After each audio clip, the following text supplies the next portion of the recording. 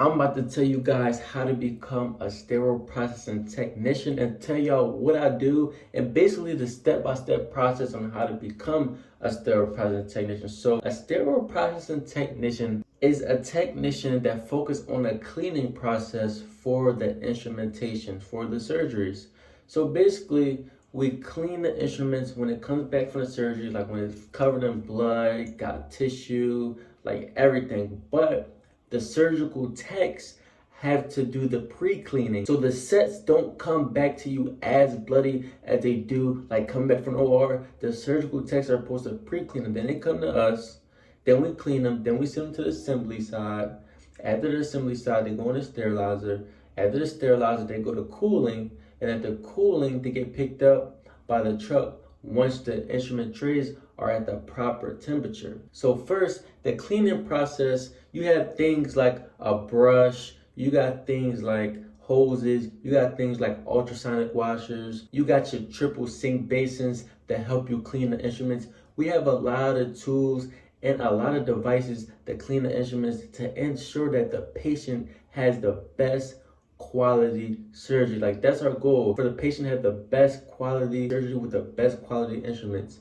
Also, after we clean them, then we send them to the assembly side. So the assembly side is basically the inspection process of the instrumentation. So making sure the functionality of each scissor, each rongeur, each needle holder, each forceps, making sure the functionality of each instrument is adequate for the surgery, because you don't want no bad surgical instrument that's going to put a halt in surgery. We don't want that. So that is our job, to make sure it's no blood on the instrument. If it's blood or any type of crazy rust on the instrument, it's getting sent right back to decon, and the cleaning process is going to restart all over again. So it is our job to catch things like that, because we are the backbone of the OR. We are the last line of defense when it comes to surgical inspection. So we gotta be like very tedious what we do.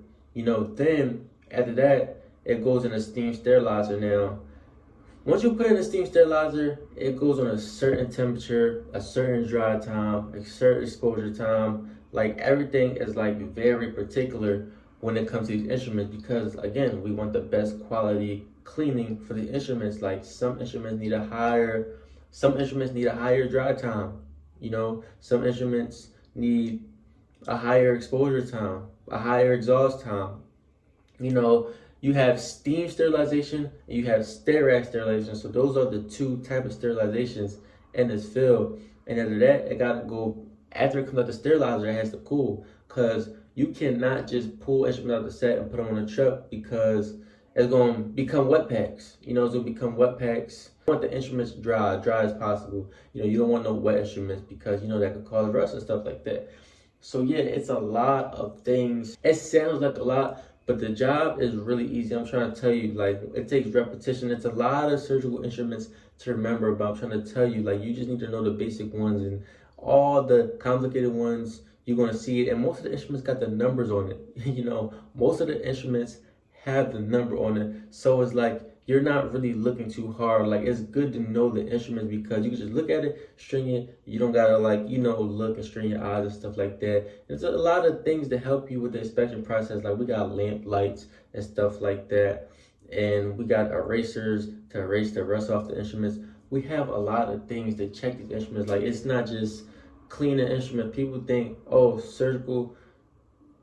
sterile processing technicians just clean the instruments and that's it. No, it's a whole bunch of processes in one to make sure these instruments are functioning well and are very clean. So when the next surgery, or the surgical tech, or the doctor, or the surgeon, anybody call down, the instruments are nice and ready for them, and when they call down, they cannot interrupt the process. Like sterile processing and the instrument processing, you cannot interrupt the process. Every step had to be followed for the IFU. That's instructions for use, because if not, one step could mess up everything. One missing step could mess up everything. You don't want to just send a set straight to the assembly side without it going to decon.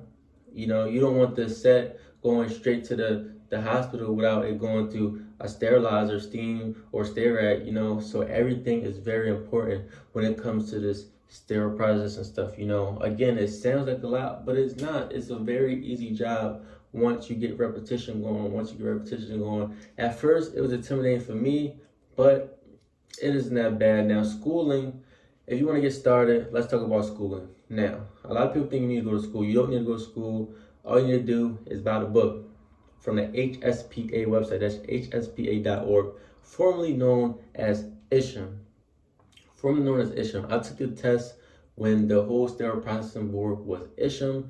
Now it's HSPA. So now you can't even take the test right now because it's a blackout period. But they do have study materials up on their site. The 9th edition book is out right now. I passed the test with the 8th edition book.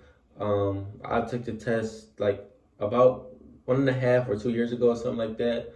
So yeah, I don't know what they're doing with the test. It's a pilot test right now. I guess they're switching some things up on the test. But all you have to do is buy the study materials, pass the test, find your $400, and you're hired. You don't need to go to no college, like no 8-month school. Like it takes as little as 10 weeks, 3 months to become a sterile process technician. Take out your 400 hours. It only takes 3 months to become a sterile process technician. It's not like people is scamming people, like putting them in 6-month, 8-month, 10-month program and stuff like that. I understand that's your time and stuff like that, but at the end of the day, it's other ways to go around that, you know. But I was the type of person, my class was about like $2,500 to $3,000, but my hospital that I was working at paid for my school, so I was cool. Everything was free for me. But yeah, you shouldn't be going to a school that's over like 5K or over 10K or something like that. Over 5K max. They pushing it at 6. These schools are charging $29,000 doing prerequisites for sterile processing. It's not. I'm trying to tell you, it's not that hard to become a sterile process technician. Getting your 400 hours is a little difficult. Well, with that, you just need. It's not about what you know. It's who you know. You know, you need to get in a network with a hospital group, Facebook group, stuff like that. I got an ebook link in my bio teaching you how to get your 400 hours, how to start step by step on how to become a sterile process technician. You get up to 5 certifications as a sterile process technician. You get your CIS. Your CIS, that's your Certified Instrument Specialist. Your CRCST, your Certified Registered Central Service Technician. You could get your CER, that's your Certified Endoscopic Processing Technician. You can get your CHL, that's Certified Healthcare Leader.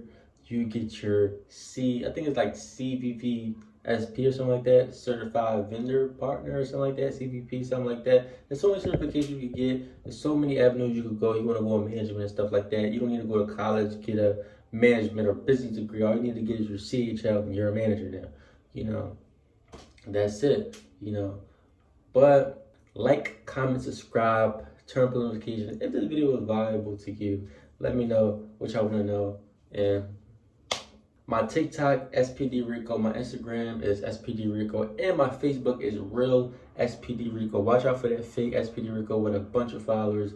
I just started my Facebook. So yeah, tune in.